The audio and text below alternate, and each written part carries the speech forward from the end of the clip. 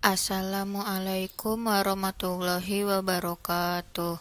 Perkenalkan, nama saya Wahida Nurfadila dari Program Studi Teknik Informatika Fakultas Ilmu Komputer Universitas Mercu Buana. Saya di sini akan membahas mengenai sebuah materi guna memenuhi penilaian tugas besar 1 dalam mata kuliah kewarganegaraan dengan dosen penampu Dr. Nanang Ruhyat MT.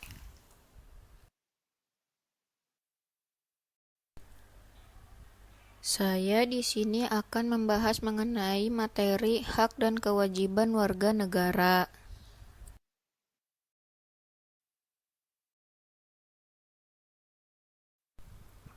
Warga negara adalah penduduk yang sepenuhnya dapat diatur oleh pemerintah negara tersebut dan mengakui pemerintahannya sendiri. Adapun pengertian penduduk menurut Kansil adalah mereka yang telah memenuhi syarat-syarat tertentu yang ditetapkan oleh peraturan negara yang bersangkutan, diperkenankan mempunyai tempat tinggal pokok atau domisili dalam wilayah negara lain.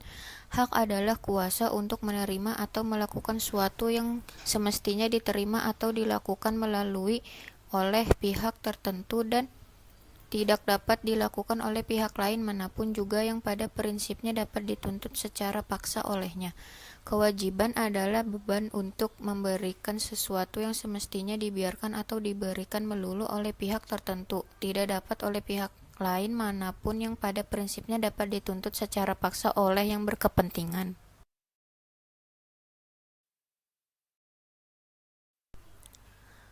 Hak warga negara adalah suatu kewenangan yang dimiliki oleh warga negara guna melakukan sesuatu sesuai peraturan perundang-undangan. Dengan kata lain, hak warga negara merupakan suatu keistimewaan yang menghendaki agar warga negara diperlakukan sesuai keistimewaan tersebut.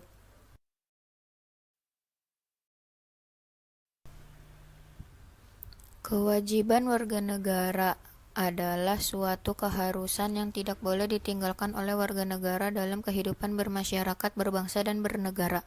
Kewajiban warga negara dapat pula diartikan sebagai suatu sikap atau tindakan yang harus diperbuat oleh seseorang warga negara sesuai keistimewaan yang ada pada warga lainnya.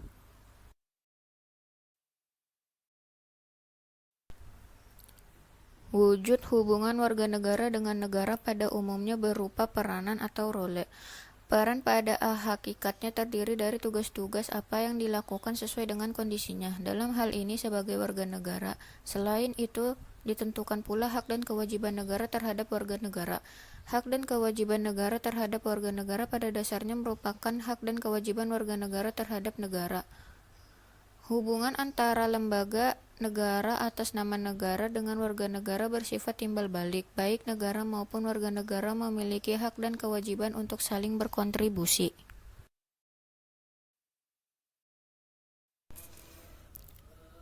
Hak warga negara Indonesia antara lain: 1. Hak atas pekerjaan dan penghidupan yang layak seperti dalam pasal 27 ayat 2 yang berbunyi tiap warga negara berhak atas pekerjaan dan penghidupan yang layak bagi kemanusiaan. Kedua, hak untuk hidup dan mempertahankan kehidupan seperti dalam pasal 28A yang berbunyi setiap orang berhak untuk hidup serta berhak mempertahankan hidup dan kehidupannya. Yang ketiga, hak untuk membentuk keluarga dan melanjutkan keturunan melalui perkawinan yang sah seperti dalam pasal 28B ayat 1. Keempat, hak atas kelangsungan hidup. Setiap anak berhak atas kelangsungan hidup, tumbuh dan berkembang. 5. Hak untuk mengembangkan diri dan melalui pemenuhan kebutuhan dasarnya dan berhak mendapat pendidikan, ilmu pengetahuan dan teknologi seni dan budaya demi meningkatkan kualitas hidupnya demi kesejahteraan hidup manusia. Dalam pasal 28C ayat 1. 6. Hak untuk memajukan dirinya dalam memperjuangkan haknya secara kolektif untuk membangun masyarakat bangsa dan negaranya dalam pasal 28C ayat 2. 7. Hak atas pengakuan jaminan perlindungan dan kepastian hukum yang adil serta perlakuan yang sama di depan hukum dalam pasal 28D ayat 1. 8. Hak untuk memiliki hak milik pribadi, hak untuk hidup, hak untuk tidak disiksa, hak kemerdekaan pikiran dan hati nurani, hak beragama, hak untuk tidak diperbudak, Hak untuk diakui sebagai pribadi di hadapan hukum dan hak untuk tidak dituntut atas dasar hukum yang berlaku surut adalah hak asasi manusia yang tidak dapat dikurangi dalam keadaan apapun. Dalam pasal 28I ayat 1.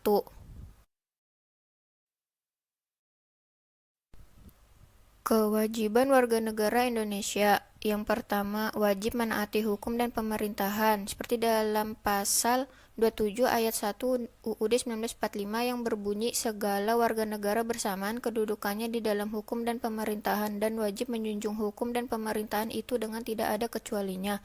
Kedua, wajib ikut serta dalam upaya pembelaan negara, seperti dalam pasal 27 ayat 3 UUD 1945 yang berbunyi setiap warga negara berhak dan wajib ikut serta dalam upaya pembelaan negara. Ketiga, wajib menghormati hak asasi manusia orang lain, seperti dalam pasal 28J ayat 1 yang berbunyi setiap orang wajib menghormati hak asasi manusia orang lain. Keempat, wajib tunduk kepada pembatasan yang ditetapkan dengan undang-undang, seperti dalam pasal 28J ayat 2 yang berbunyi dalam menjalankan hak dan kebebasannya setiap orang wajib tunduk kepada pembatasan yang ditetapkan dengan undang-undang dengan maksud untuk menjamin pengakuan serta penghormatan atas hak kebebasan orang lain dan untuk memenuhi tuntutan yang adil sesuai dengan pertimbangan moral, nilai-nilai agama, keamanan, dan ketertiban umum dalam suatu masyarakat demokratis. Kelima, wajib ikut serta dalam usaha pertahanan dan keamanan negara, seperti dalam pasal 30 ayat 1 UUD 1945 yang berbunyi tiap-tiap warga negara berhak dan wajib ikut serta dalam usaha pertahanan dan keamanan negara.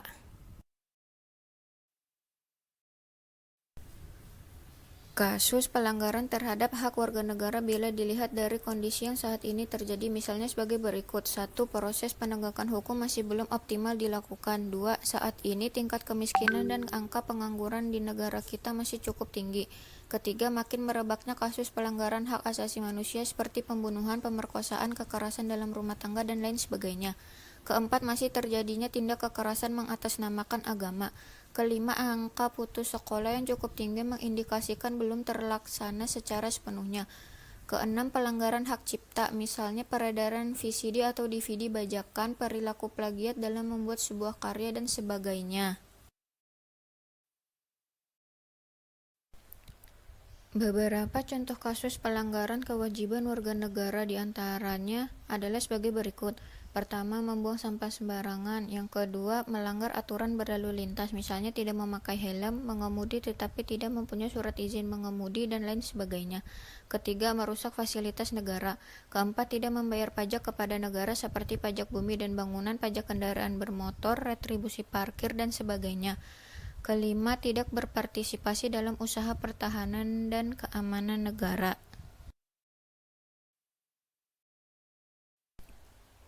Faktor penyebab terjadinya pelanggaran hak dan kewajiban warga negara diantaranya: pertama, sikap egois atau terlalu mementingkan diri sendiri. Kedua, rendahnya kesadaran berbangsa dan bernegara. Ketiga, sikap tidak toleran. Keempat, penyalahgunaan kekuasaan. Kelima, ketidaktegasan aparat penegak hukum.